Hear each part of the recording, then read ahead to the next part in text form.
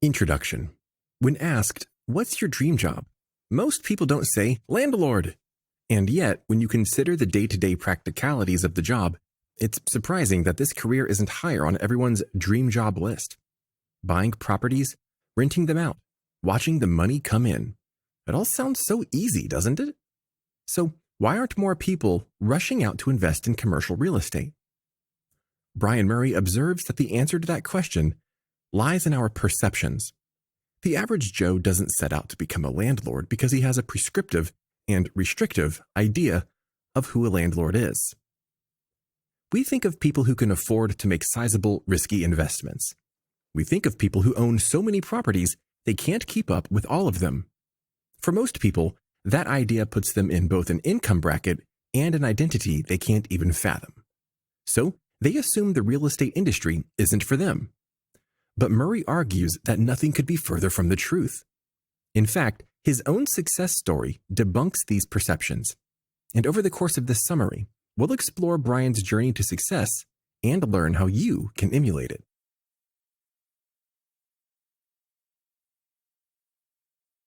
Chapter 1. Why you should invest in commercial real estate. Okay, so we all agree that investing in commercial real estate would be an awesome idea. But how do you do it? And how can you be sure that you're making a smart investment? Well, for starters, you need a little bit of insider info, and fortunately, Murray's got you covered with a few financial basics you should know. The first tip, as you probably guessed, is that all properties are not created equal. You can't just snatch up the housing equivalent of a cardboard box and expect it to make you rich. Instead, you'll need to evaluate your property and determine what kind of income it can generate for you. To do that, you'll need to assess a couple of things: a property's net operating income, or NOI, and its cash-on-cash returns. The popular investment website Investopedia provides a simple summary of a property's NOI by explaining that net operating income is a calculation used to analyze the profitability of income-generating real estate investments. NOI equals all revenue from the property minus all reasonably necessary operating expenses. NOI is a before-tax figure appearing on a property's income and cash flow statement that excludes principal and interest payments on loans, capital expenditures, depreciation, and amortization. To calculate your NOI, Investopedia recommends using a simple formula. Net operating income equals RR minus OE, where RR equals real estate revenue and OE equals operating expense. So, now you know a little bit about how NOI works. But why is it so important to know a property's NOI so badly? How does it help? Well, Investopedia explains it this way. NOI helps real estate investors determine the capitalization rate, which, in turn, helps them calculate a property's value, thus allowing them to compare different properties they may be considering buying or selling.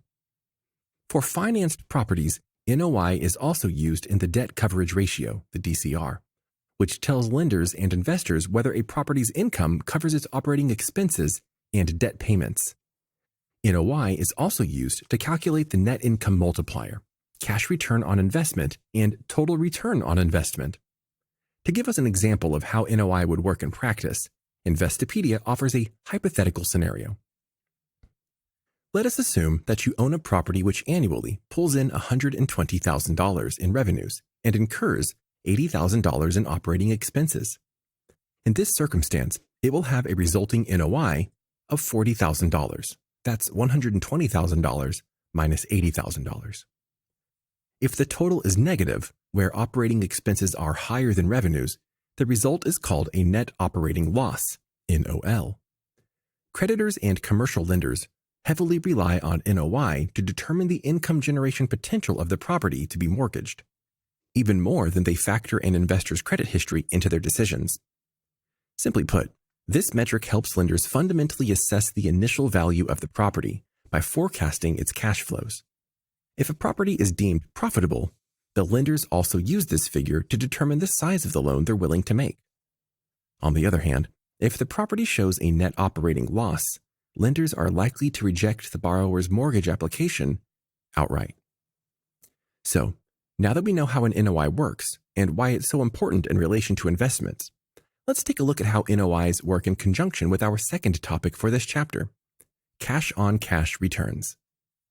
Investopedia also provides a handy definition for cash-on-cash returns, and the site explains it this way. A cash-on-cash return is a rate of return often used in real estate transactions that calculates the cash income earned on the cash invested in a property. Put simply, cash-on-cash return measures the annual return the investor made on the property in relation to the amount of mortgage paid during the same year. You can use a handy formula to calculate your cash-on-cash returns too. Cash-on-cash return equals the annual pre-tax cash flow divided by the total cash invested, where APTCF equals GSR plus OI minus V plus OE plus AMP, where GSR equals gross scheduled rent, OI equals other income, V equals vacancy, OE equals operating expenses, and AMP equals annual mortgage payments. Using this formula to calculate your cash-on-cash returns will help you decide whether or not to invest in a property. If the property yields a high cash-on-cash return, then you know you want to dive in. That's because you're guaranteed to turn a profit with that property. And in the real estate industry, the security of constant cash flow is your most valuable asset. So choose wisely and aim for the high return, low risk properties.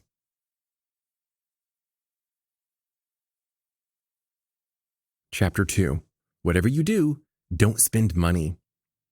In an investment industry, that might sound like the wackiest piece of advice imaginable. But the author has learned from firsthand experience that this advice can save your career as an investor. Here's why. Let's imagine that becoming an investor is kind of like becoming a millionaire. And eventually, if you play your cards right, you very well could be both. But imagine you won $1 million overnight. What would you do? Would you instantly run out and spend your money on everything you ever wanted? Would you buy a mansion, a fancy car, a private island? Many of us would, because we would be so overcome by the excitement. We might also be tempted to rest in the illusion of security offered by our newfound wealth, assuming that there would always be more money around. But the author observes that that's exactly where we get it wrong. Just like people who win the lottery, many first-time investors get carried away with their newfound wealth. They assume that their new investment property will generate endless income, enabling them to quit their job and bask in luxury. However, this logic is nothing short of foolhardy. Instead of flashing your cash, the author affirms that laying low is the best thing you can do. Don't make any big purchases. Don't try to live beyond your means. In fact, you should live as if you don't have this new source of income at all. That's because all of your spare cash should go towards increasing your real estate empire.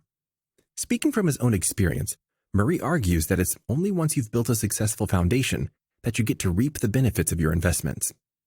So don't quit your day job and don't try to live large.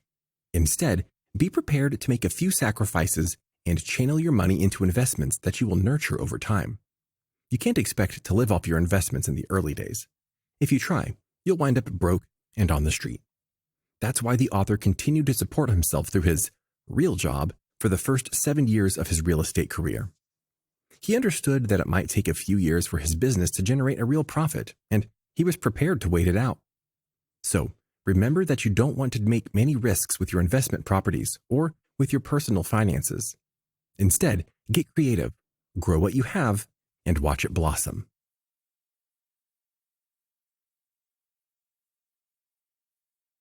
Chapter 3. Your investment property is a business, not a cash cow.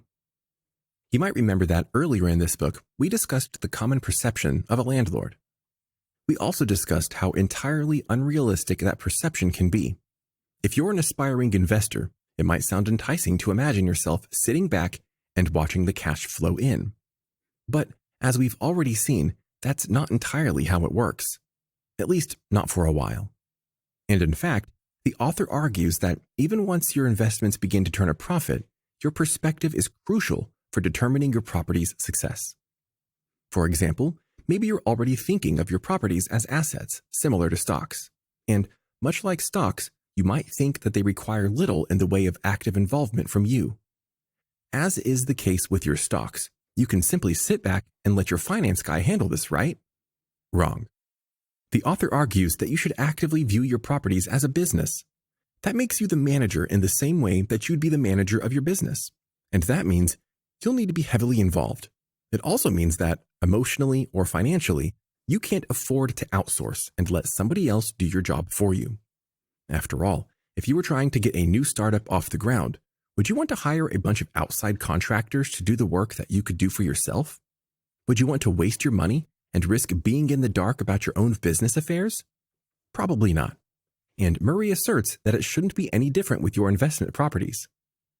As you can see, this shift in perspective will change a lot about your attitude towards your investments and the way you manage them.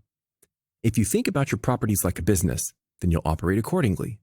You'll live as though the success of this startup is totally up to you, which it is. You'll put your heart, soul, and effort into it, which will enhance the success of your business and increase your revenue. And the author recommends applying this mentality to every aspect of your business, from the manual labor to the paperwork. After all, if you want to invest in these properties, then you need to truly invest in these properties. And that means getting out there and making the deals yourself, filing the paperwork yourself, and putting in the manual labor on the repairs and upkeep yourself. Might seem like a lot of work, and indeed it is, but Murray argues that it's worth it to maintain the maximum control and profit over your investments. He wisely observes that you can pay any contractor to come in and go through the motions of managing your properties, but you can't pay them to care about it. You certainly can't pay them to invest the same amount of pride, care, and concern that you would invest in your own properties. And if your investments are being managed by someone whose heart isn't in the work, or by someone who simply puts in the hours, it'll show. So invest in yourself and invest in your properties by running your investments like a business. You'll thank yourself later. Chapter 4. Connecting with your tenants. Your relationship with your tenants is another thing that challenges the traditional perception of a landlord. According to our widely held perception, a landlord is simply someone who's there to take your money. They may or may not care about their tenants. They may or may not keep up their end of the bargain to deliver what they promised. In fact, our typical view of a relationship between a tenant and a landlord can best be characterized as an us/them mentality. But the author argues that this also needs to change. After all, in most cases, you're not your tenant's only option. If they don't like the quality of life that comes from renting with you, they can go elsewhere. And in the end, that only damages your investment and your reputation. So what can you do to prevent that from happening? Well, for starters, Murray recommends that you seek out the right type of tenant. Many landlords see their tenants as little more than dollar signs, and they cheerfully add new renters to a building without considering the compatibility of the building's inhabitants. But Murray ardently affirms that this is a mistake. If you make your tenant's living situation uncomfortable or simply incompatible with their needs, they're going to go elsewhere. So that means it's worth a little time and effort to evaluate the compatibility of your prospective tenants. For example, consider the current demographic in your property. Are they primarily students or senior citizens? Do they value peace and quiet above all? Or are they there for the easy access to some local amenities? Considering these factors will help you characterize the interests of the people in your building. And from there, you can determine who would and wouldn't be a good fit for your available apartment. For example, if your building is primarily comprised of single, studious PhD students, they probably value peace and quiet. They want their home to be a safe haven for study and concentration. So, it wouldn't be a good idea to add a family with 3 toddlers and a couple of loud dogs.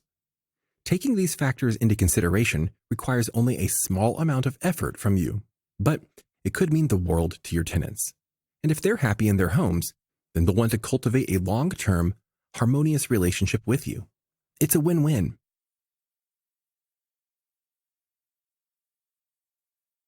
Final summary. Investing in commercial real estate is a wonderful opportunity that can bring you a host of benefits, but it's not an instant cash cow, and it doesn't mean that you should quit your day job as soon as you buy your first investment property. If you want to succeed in commercial real estate, Brian Murray affirms that you have to debunk some popular misconceptions that characterize our understanding of what it means to be a landlord. That also means replacing them with updated, positive modes of thinking. For starters, you should run your investment properties like a business and cut out the middlemen so that you can run your business yourself. It's also important to adjust your priorities, attitudes, and expectations. And remember that, whatever you do, you don't want to spend money until your business is established. And last, but definitely not least, you should cultivate a strong relationship with tenants that will be the right fit for your building.